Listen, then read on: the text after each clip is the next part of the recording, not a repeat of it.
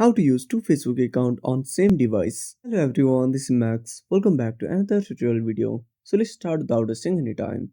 Also make sure to watch this video till the end. First of all, open up your Play Store. Now tap on the source icon at the bottom right corner. Now simply tap on the search bar. Now type Facebook. Now click on search when you are done. Now make sure to update to the latest version. After updating, simply tap on Facebook or open up Facebook on your device. Now at the top right corner, tap on the three lines. Now scroll down. Now tap on Logout. Now click on Save or Not Now. Now click on Logout again. Now tap on Login into your account.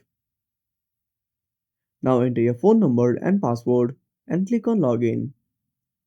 Now once you are done, simply tap on Login. Now go back to the account. Now if you want to switch your account, simply tap on the three lines. Now tap on your profile and that's it. Thanks for watching. Make sure to subscribe our channel and hit the bell icon. See you in the next video.